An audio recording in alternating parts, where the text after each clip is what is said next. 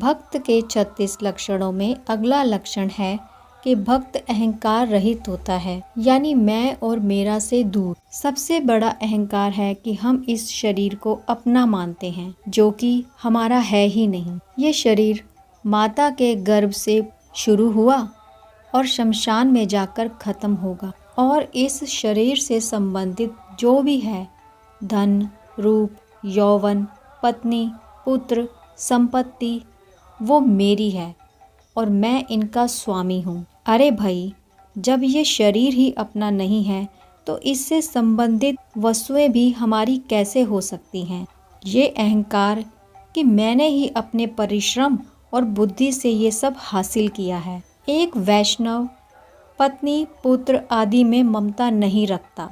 ममता रखना यानी अपना मानना। उसका ये भाव समाप्त हो जाता है कि ना तो ये शरीर मेरा है और ना ही इससे संबंधित वस्तुएं मेरी हैं, तो उसका मैं और मेरा के स्थान पर तू और तेरा हो जाता है। उसका ये भाव बन जाता है कि मैं कृष्ण का दास हूँ, वैसे ही ये भी मेरे कृष्ण के ही दास हैं। और ऐसा भाव आते ही अहंकार अपने आप ही समाप्त हो जाता है। अहंकार कई प्रकार का होता है।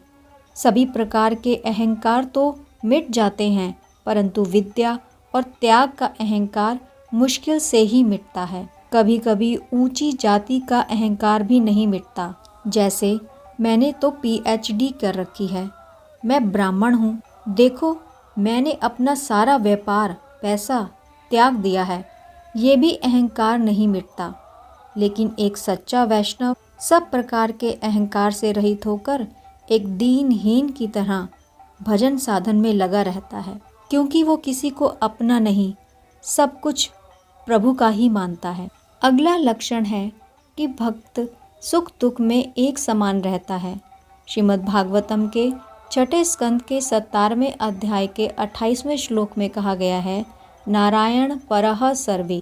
जो भगवान के परायण हो गए हैं उनके लिए स्वर्ग और नर्क दोनों एक समान हो जाते हैं। तो शरीर में आए सुख और दुख का तो प्रश्न ही नहीं। वैसे भी दुख और सुख वास्तव में कुछ नहीं है, ये तो मन के भाव हैं। एक ही वस्तु किसी के लिए दुख का कारण बनती है और वही वस्तु किसी के लिए सुख का कारण। जैसे एक बड़े घर से छोटे घर में आना एक के लिए दुख का कारण बन जाता है, और किराए के घर से अपने एक छोटे घर में आना दूसरे के लिए सुख का कारण बन जाता है।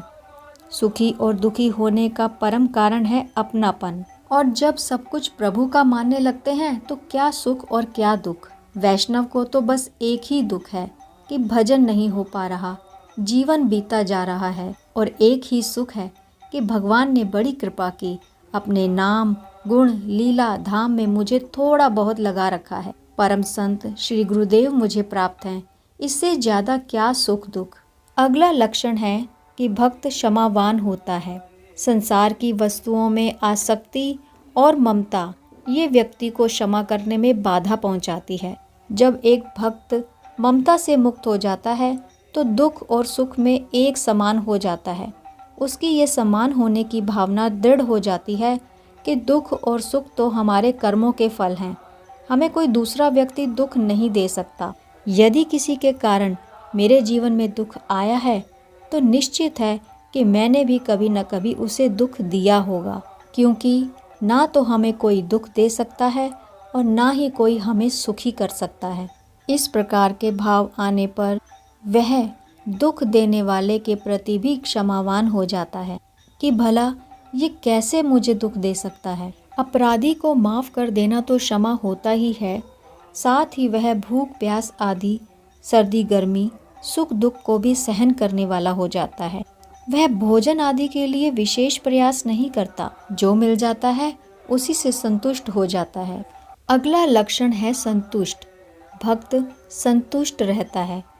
यहाँ एक प्रश्न उठता है कि जब भोजन मिलने या न मिलने पर वो समान रहता है तो उसका शरीर निर्वाह कैसे होगा। कभी भोजन मिला और कभी नहीं मिला।